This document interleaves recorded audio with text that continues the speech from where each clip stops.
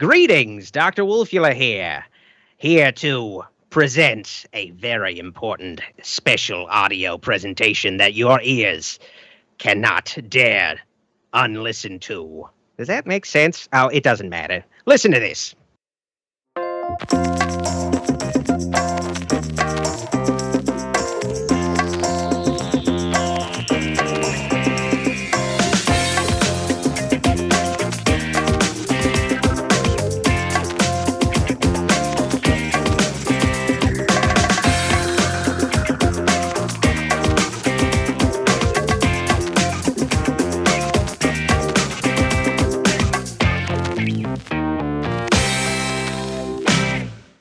Welcome to someone's favorite movie. We're coming to you from the Pod Shack outside beautiful Bay City, Michigan. My name is Randy, and with me is the perpetual virgin himself. Watch your back, Tom Coe. You might get a slashed. It's Tom Coe, ladies and gentlemen. Give him a round of applause. I have to take no, I am not virgin. Oh, look at this. This week, I'm actually a bachelor. Hey. The wife is away on a business trip. Oh, my God. Are you in your underwear right now? No. Okay.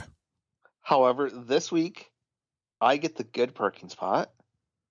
All right. I get to watch whatever I want. Oh, my gosh. I'm making a point of laying diagonally in the bed. You got to take all the space you can get. All the space. Yeah, grab it while you can. And I'm eating whatever the hell I want to eat. Ice cream and jelly beans. No. Good food. Oh, okay. Fine. I love my wife, but she has the blandest palate ever. Oh, bland Mrs. Tom Coe. Oh, no. Yeah. All right. I love her. I'm not meaning any disrespect, but I'm telling the truth here. When she was growing up, her version of chili was tomato sauce, ground beef, beans. Oh, okay. Well, correct me if I'm wrong, but it seems like you do the majority of the cooking. Well, yes, but I cook for more than just myself. Well, yes. I know. That's what I meant. I wasn't insinuating anything. But now I understand why. You're like, I'm just going to rock this girl's world every chance I get. Yes. You got to keep impressing the women. Otherwise, they find someone else. Yeah, maybe that should be my next thing, is learn how to be a real awesome chef. Hell yes. That's how I got my wife. Well, I already have a wife. I don't need another one. One's enough, for God's sake. Keep her, don't you? Well, depends on the day, Tom Coe. Marriage humor. But yes, this week I have been eating off of salmon patties, stuffed peppers, and corned beef and cabbage. Oh, man. I'm going to have to put you to work to watch a bunch more crap so we can... I think this would have been the perfect week for it, sir. We can cram in another one this weekend. I'm sure of it. I'm sure. Now, speaking of crap, we haven't done this in a while. Yeah, but I've actually watched something. Oh, please do tell. I've watched the new Scream movie. Oh, are we gonna do this now? I think it's time. Yes. Okay, all right. Well, the new Scream movie came out this year, February. Yes. It stars the core trio, of course. We've got Courtney Cox. We've got the wonderful Neve Campbell, and we've also got David Arquette.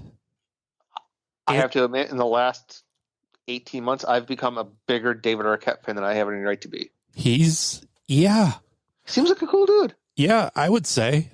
His performance in this, I mean, of course. I think so, too. Yeah, as far as that character goes. Yeah. We've also got a whole new crop of talent. We've got Jenna Ortega, who's I like her a lot. She's kind of becoming a scream queen in her own right. She's been in a few. She was in the great future installment of this podcast when we cover the Foo Fighters Studio 666. Yes, I was hoping you were going to suggest that. She's in that. She's been in a few other things, and I like her a lot. We've got a new main character. Her name, she's Melissa Barrera. She's best known recently, anyways, as being in the movie In the Heights. And she's got a grim secret in this movie, which I kind of dug. Oh, I mean, you saw the movie, right? well, yes. I'll be honest with you. I remember liking the main characters, but I liked the fact that they kind of wrapped up the original. But the thing I really like about this movie in particular is the fact that it's basically a commentary. It's more of a commentary on today's movies than the original Scream was on the mid-'90s movies. Yeah, because it's really fascinated with requels, which is the whole. I mean, and it's just been a recent phenomenon, really, especially in horror movies where it's kind of honoring the past while gearing up for the future.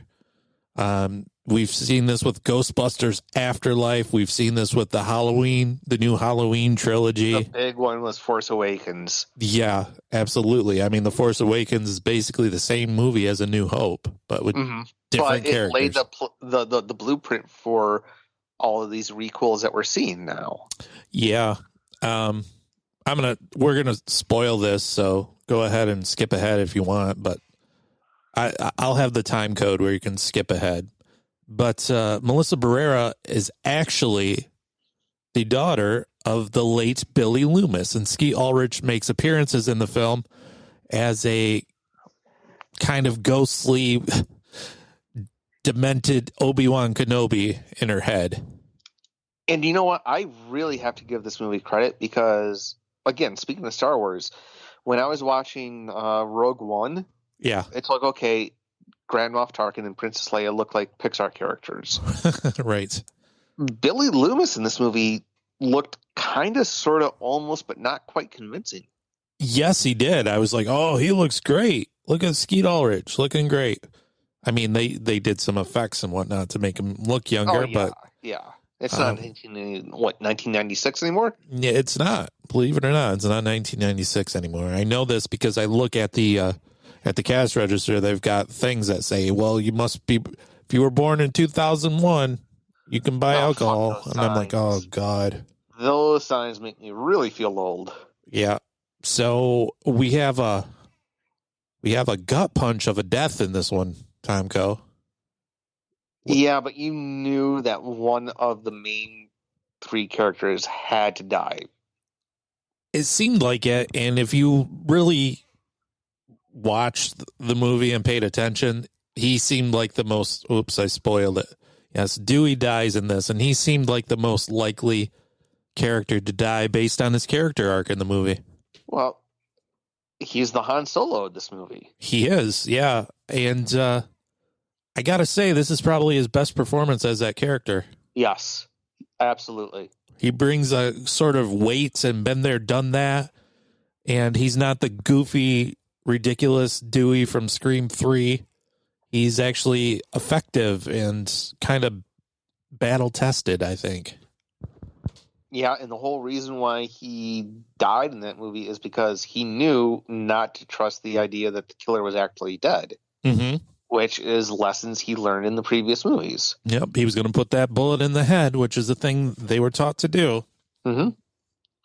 And he pays for it. No, this movie was way, way better than it had any right to be. And I don't regret not seeing it in the theater, but I'm glad it's out there. Yeah, we saw it opening weekend. It was a good time. What do you think of the new core cast of Melissa Barrera, who I don't even know her character's name. I don't remember. Well, and her sister and the two twins. They're all coming back already for Scream 6. It's been announced. The best thing I can say about these new characters is I don't hate them, which is already a massive step up from the previous Scream sequels. Yeah, I would agree. They seem to have an actual personality, which is much needed. But I think the problem with this movie is I have a feeling it's going to be dated very quickly. Oh, you think so? Based on the... Yes, because exactly. Once requels kind of go through and cycle themselves out, this movie is going to be kind of obsolete.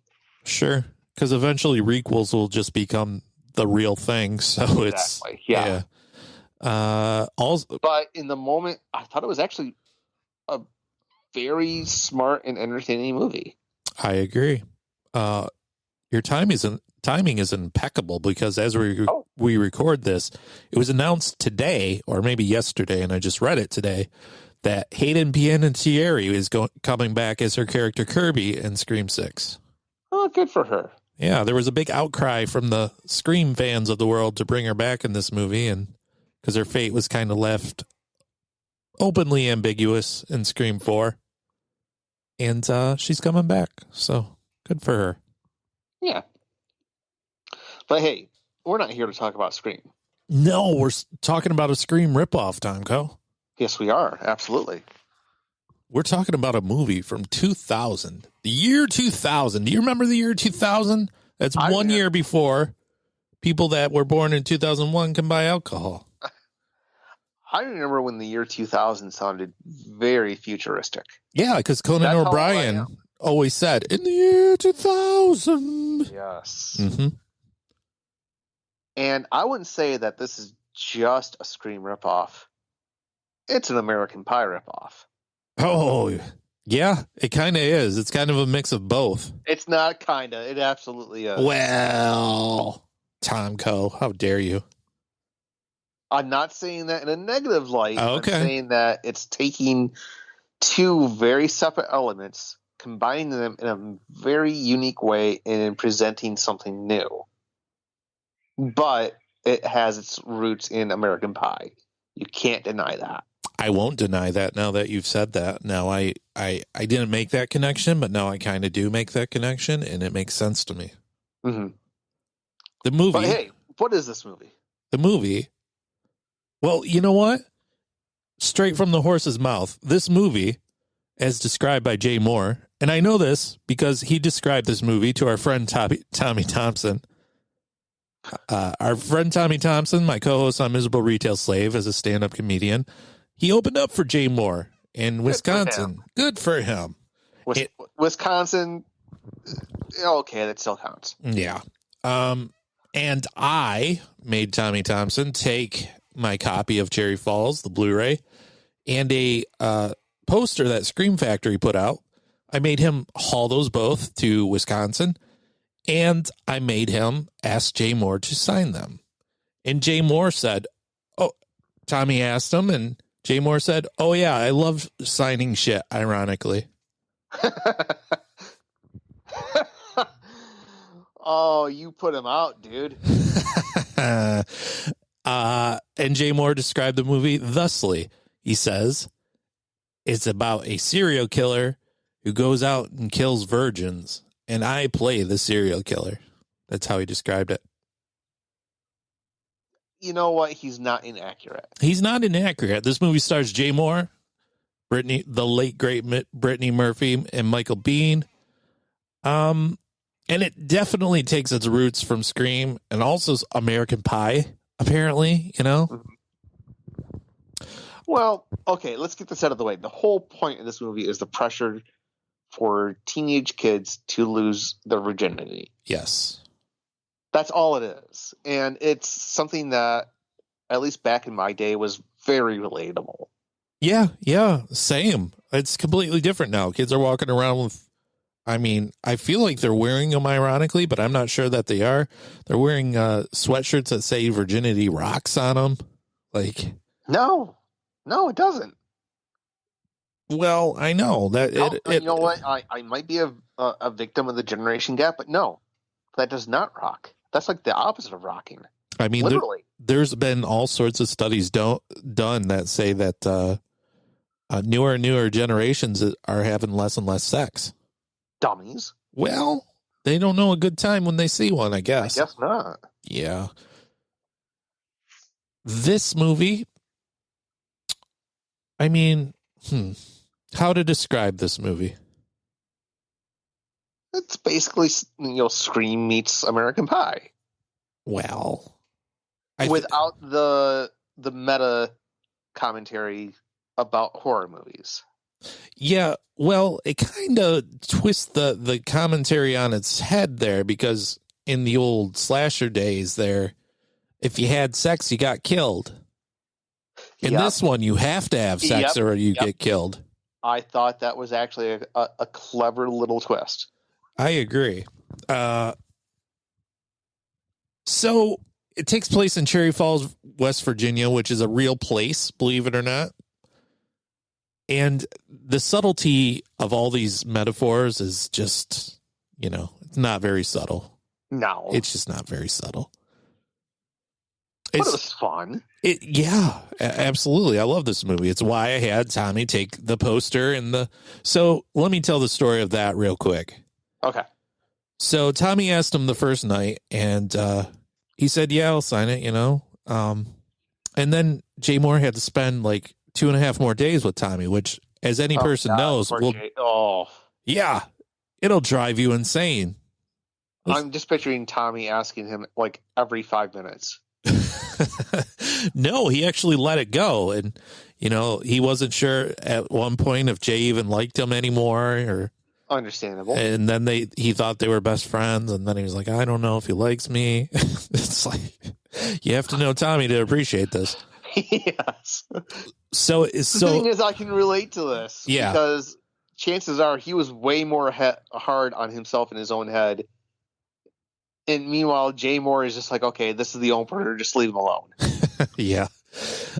So, they both have to share a green room together. And at one point, Jay takes a phone call, and it was some guy. He puts it on speakerphone and starts making fun of Tommy selling T-shirts with his jokes on them. And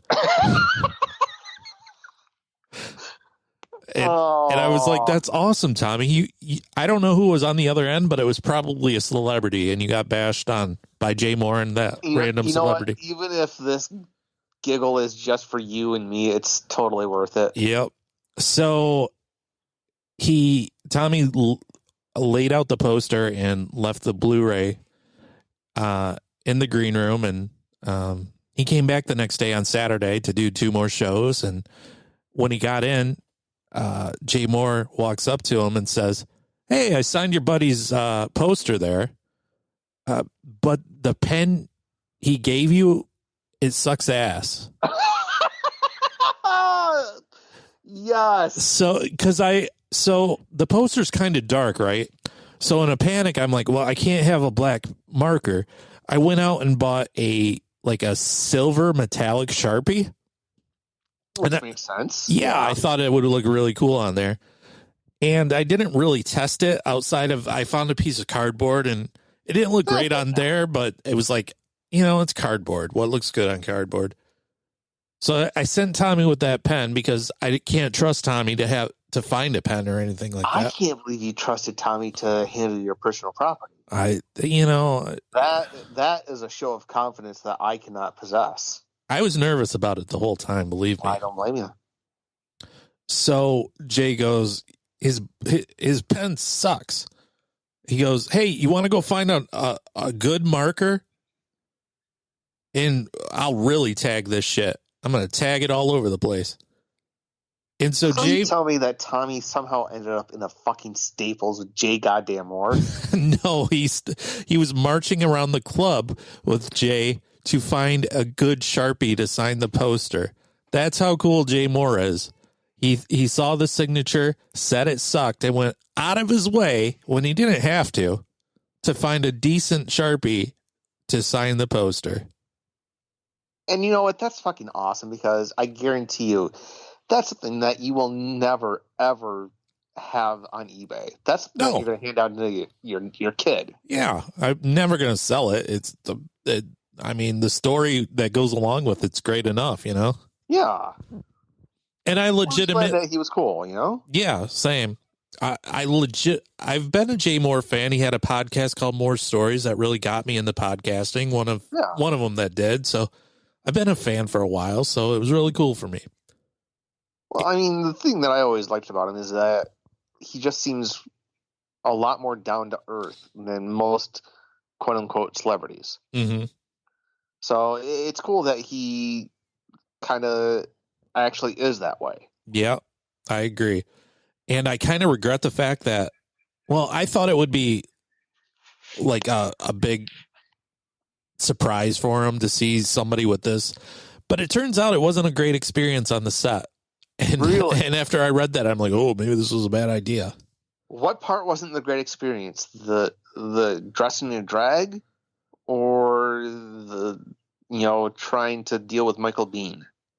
It was the director, Jeffrey Wright, who a lot of the shots in this movie are one take. Really? Because they only had time and money for one take. Oh, that's awesome. Yeah. So it was a very stressful environment. The writer, Ken Selden, he wrote a script that he says was a lot more comedic and ironic. And Jeffrey Wright leaned more into the horror elements and kind of changed the whole thing. So there was a conflict there. It was kind of a tumultuous set. And I mean, I don't want to speak ill of the dead, but some of the scenes with Brittany Murphy, she might be on something, huh? It's possible. I don't know. Maybe. You know what? When it comes to performances, I think that it's equal part actor and director. Mm-hmm. Okay. Because the actor is doing what they're instructed to do. Yeah. Yeah, I guess that's true. She is so unintentionally, maybe intentionally creepy in the scene where she comes onto her boyfriend by jamming her fucking foot in his mouth. I'm pretty sure that was intentional. Maybe. I don't know. If Martin Scorsese can get a good performance out of fucking Marky Mark, it's very reasonable that a bad director can get a bad performance out of a good actor. That's true. You're right. So this movie takes place, as I was saying, in Cherry Falls, and all of a sudden there's a killer in town who's taking out virgins. Meanwhile, Jody, played by Brittany Murphy, won't give it up to her douchebag boyfriend, Kenny, who I know is a douchebag because his license plate says Kenny on it. Yeah. Anytime somebody has their own name on a vanity. Okay, first of all, vanity license plates I fucking hate.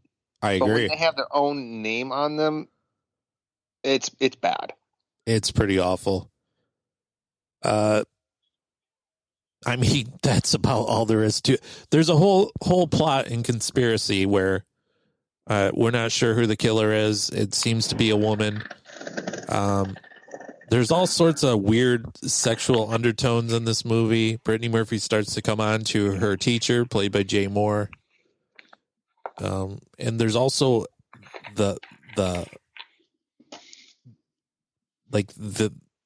town has a dark secret, and it's that 4 boys in the town raped a girl named Laura Lee Sherman at one point, and the town kind of buried it because 2 of the people are in positions of power now. Yeah. That whole rape sequence was just... I have to admit, I feel like an idiot for saying this, but I'm not sure what they were going for. Well, they tried to, I don't know. It wasn't done well. It turns out that Brittany Murphy's dad, who's the sheriff of the town, was involved in this rape. Was he? But was he? Because he was drunk and his friends pulled down his pants and basically thrust him into the girl. Like, really? I've hung around a lot of friends. I've been in some fucked up situations with friends. I don't know if I've ever been in a situation where I thought it'd be a good idea to use my buddy as a dildo. Right. It's so not well done. It's really, yeah. This movie also has the distinction of being the most expensive TV movie ever made at $14 million, because originally it wasn't supposed to be released on TV. It was supposed to be a grand theatrical experience. Wait a second. Are you saying this was actually a TV movie? Yes. It was made by USA Films and shown on the USA Network. I had no idea. Originally, it was supposed to be in theaters, but this little thing called Columbine happened, and all of a sudden there was increased attention on horror movies and teenage violence. And boy, a movie that features a bunch of teens getting naked and having an orgy while some dude is marching around cutting up people didn't really sit well with, I don't know, the government and the... In all fairness, there were no orgies at Columbine that I know of. This is true. This is true. Very misguided. So originally there was a bunch more gore, blood, and nudity, but it was all pretty well cut out. So that's where the budget went. That's where the budget went. It's all on the cutting room floor and all lost in the sands of time somewhere. Nobody can find the footage. So, you know, I don't know that anyone's screaming for an uncut version of Cherry Falls, but. Well, there's at least 2 of them now. Yeah, right. What did you think of the movie, sir? I've been talking nonstop, relentlessly. You know what? I thought it was very relatable because I can remember being that age and just wanting to get it over with. Yes. You know, just wanting to lose it, wanting to move on with my life, feeling pressure to do it, and then it happened. And so I can kind of relate to that. I will say that Michael Biehn turns in one of the most bizarre performances I've ever seen in a movie. On one hand, I'm not sure if it was intentionally wooden, but I'm just saying keep all beavers away from him because they will chew him and turn him into a dam. Ooh. He was that wooden in this movie. And I'm not blaming him because he's been very, very good in a lot of roles, but this movie, not so much. Yeah. I mean, he was in Aliens and the Terminator, for crying out loud. Exactly. He will always get a pass for those 2. Because of those 2 movies, he will always get a pass. Yep. He should. You know, he should. But no, I really enjoyed this movie. I remember hearing about it back in the day. It just kind of slipped off the radar. And I think I'm going to dare to say that it is such a universal topic that it's aged kind of well. That's what struck me when I watched it this time, is that it aged pretty well. It doesn't look... A lot of those movies that came out around the Scream era, I'm sorry, they feel very much of the 90s. Yes. Scream does not, to me. However, I Know What You Did Last Summer does. Mm-hmm. And of the slasher movies that were inspired by Scream, I feel like this one is one of the best. I think it's much better than I Know What You Did Last Summer. You know, I think I would agree. Yeah, this movie deserves to have more recognition. It really does.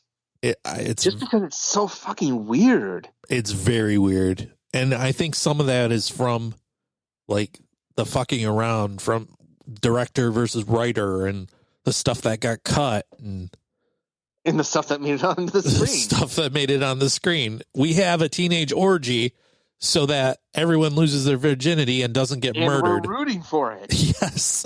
Even Michael Biehn wants his daughter to get laid. Oh my God, that was the most awkward fucking conversation I think I've ever seen in movies. It's a very bizarre scene. The was trying to find out, all right, are you still a virgin? Yeah, except he doesn't ask that. He goes, what pace have you gotten to? Like, you're the sheriff of your town. I think you can be blunt. Maybe it's just my interpretation of the scene, but the way it was laid out is this cop is way more intimate with his daughter than he needs to be. Well, there is that undertone because there was a self-defense scene earlier and he lands on top of her and they lock eyes. I'm like, okay, weirdos. Ew. Yeah. There's a lot of that in this movie though. Like her mom flirts with her boyfriend Kenny. Like, hey guy, you got to smoke for me? Sure, yeah. Mrs. My girlfriend's mother.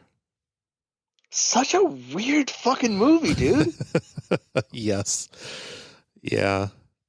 The one thing I will say about this movie is it's all of the male characters in this movie are like unrepenting douchebags. They're the most awful people. There's not Well, let's face it. I will raise my hand and admit I am guilty at this, but at that age, when you have one thing driving your entire being, you're gonna be a douchebag.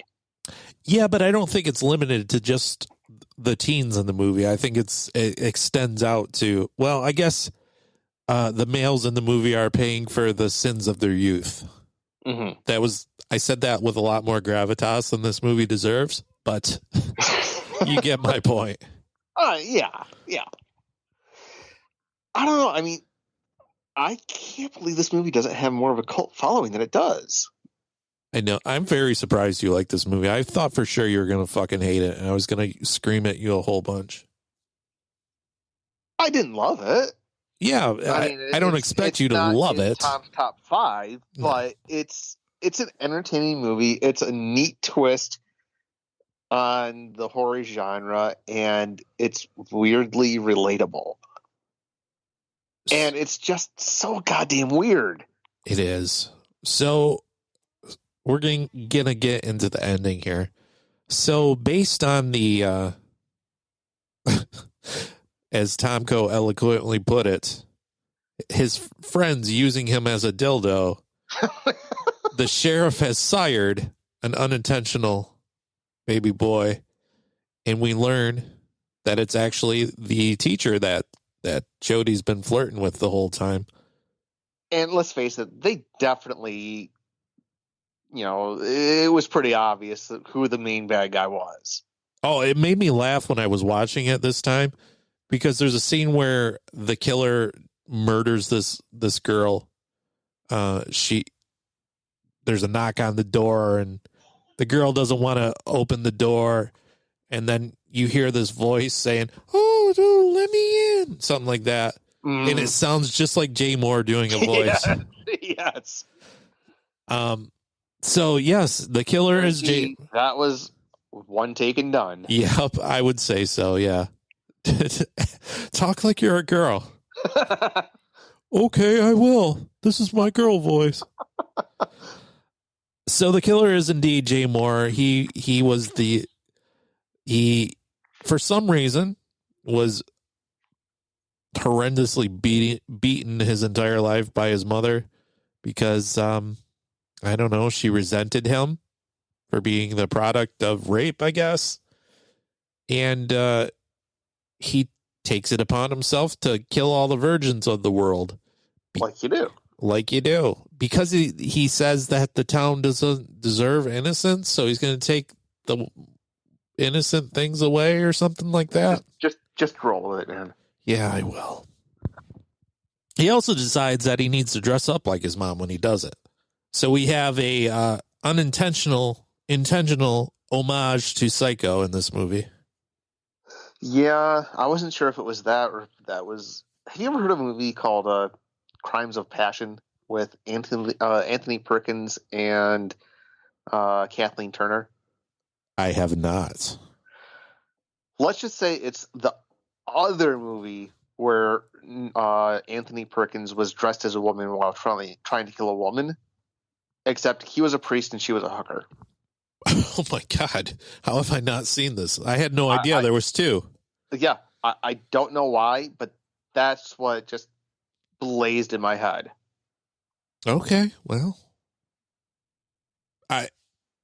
I'm going to say that Psycho was the homage just because it's so well known, but it very well could have been Crimes of Passion. You know what? In Tom's role, it is. Fine. It's been decided. Yes. Let's update the Wikipedia page right now. Let's edit that shit. Tom Coe says. You know what? I just want a footnote on Wikipedia. That's all I want. Yep. So then we get a very, standard slasher chase scene. And he ends up impaled on a phallic symbol. A giant pointy fence post, of course. Weird fucking movie, dude. It is weird. The one thing I'm going to say about this movie, well, I've said several things. Here's another. The music in this movie is god fucking awful. Oh, God, yes. So bad.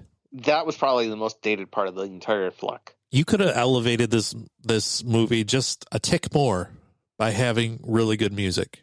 Or no music at all. Or no music. Or decent music. Yeah. I mean, how are you going to listen to this soundtrack that was composed for you and be like, oh, yeah, this rocks. Let's do this. I don't think so. Knock it off.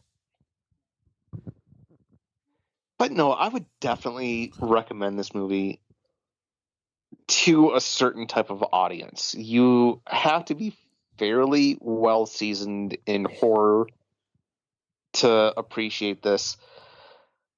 I watched the second half of it with Mrs. Tom Coe, and I got the look. Of course. So she's not the target audience, but No. I think horror fans would definitely get a kick out of this. Yeah. I did forget to mention that Amanda Inca is in this movie. She's Paul Inca's daughter. She plays the deputy sheriff.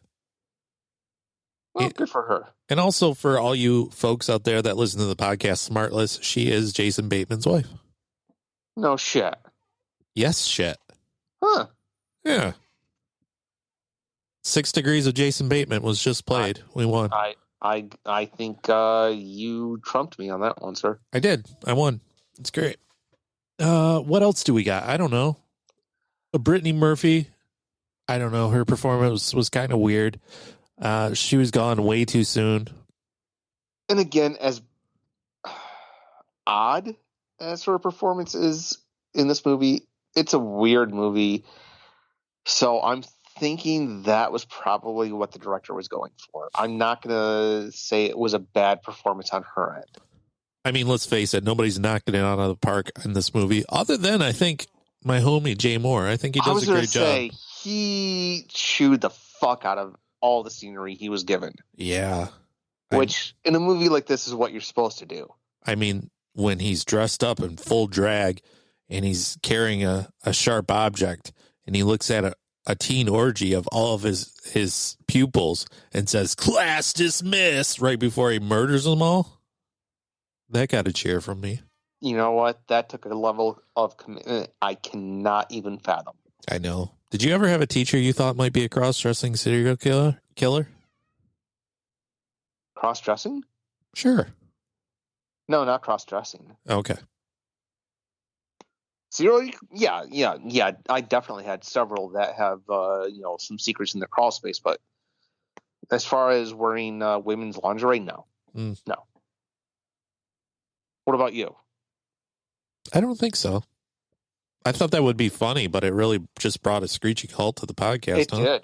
It did. You got real serious right there. I think you're not letting on to something. I'm trying to keep this as dry as possible because dry is funny in my world. Okay, fine. I'm trying to keep it as moist as possible, Tom. I guess. Yeah. So what else do we have on the docket, sir? Coming up, you mean? Yes, sir. Well, Shudder still has it, so I think we have to do it before it leaves. Yes. The Devils. Yes. And we've got Jesus Christ Vampire Hunter. Yes, thank you, Ro. Yes. And after that, I don't know. The future is our oyster, I guess. Oh, shit. I mean, we always have ideas. I mean, there's a long list of, like, you know what, Tom Coe, you've been wanting to do it for a very long time. Let's do Wired after that.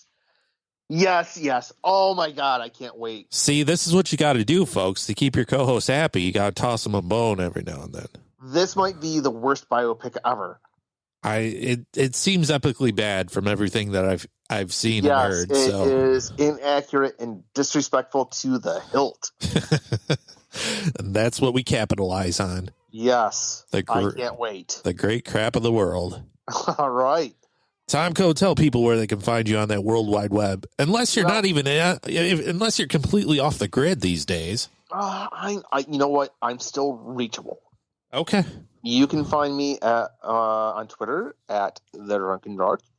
On Facebook, Jake and Tom Conquer the group. It's still there. Beyond that, just kind of laying low. Just laying low. My God. What about you, sir? You can find me on Twitter at mretailslave. You can find me on a Big Dog comedy show called Mr. Retail Slave. And a Seinfeld rewatch podcast called That's a Shame.